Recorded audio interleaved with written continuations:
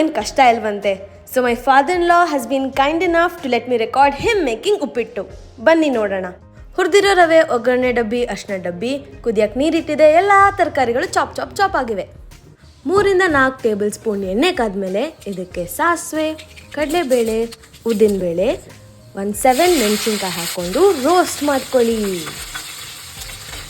ಇದಕ್ಕೆ 2 ಚಾಪ್ ಮಾಡಿರೋ ಈರುಳ್ಳಿನ ಹಾಕ್ಕೊಂಡು ಇದನ್ನು ರೋಸ್ಟ್ ಮಾಡ್ಕೋಬೇಕು.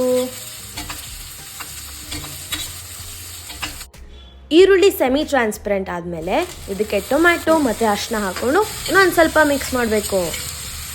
ಈಗ ನೀವು ಯಾವ್ಯಾವ ತರಕಾರಿ ಚಾಪ್ ಮಾಡ್ಕೊಂಡಿದ್ದೀರಾ ಅದೆಲ್ಲ ಹಾಕಿ. ನಾವು ಆಲೂಗಡ್ಡೆ, ಹುರುಳಿಕಾಯಿ, ಬಟಾಣಿ, ಕ್ಯಾರೆಟ್ ಎಷ್ಟು ಹಾಕ್ಕೊಂಡಿದ್ದೀವಿ.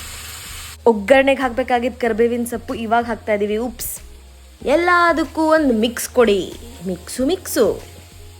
ತರಕಾರಿ ಬೇಯಕ್ಕೆ ಒಂದು ಸ್ವಲ್ಪ ನೀರು ಹಾಕ್ಕೊಂಡು 2 ಟೇಬಲ್ ಸ್ಪೂನ್ ಉಪ್ಪು, ಒಂದು ಸ್ವಲ್ಪ ಸಕ್ಕರೆ, ಕಾಯಿ ತುರಿ ಹಾಕ್ಕೋಬೇಕು.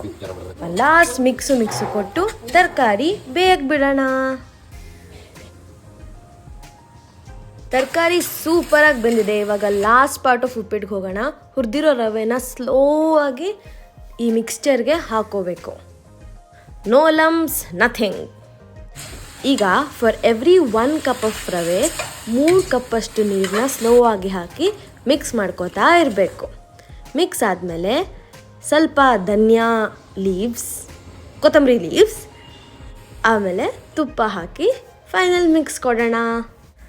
ಬಿಗ್ ಬರ್ನರಿಂದ ಸ್ಮಾಲ್ ಬರ್ನರ್ಗೆ ಉಪ್ಪಿಟ್ಟು ಟ್ರಾನ್ಸ್ಫರ್ ಆಗ್ತಾ ಇದೆ. ಮೀಡಿಯಮ್ ಫ್ಲೇಮಿಗೆ ಇಡ್ತಾ ಇದ್ದಾರೆ.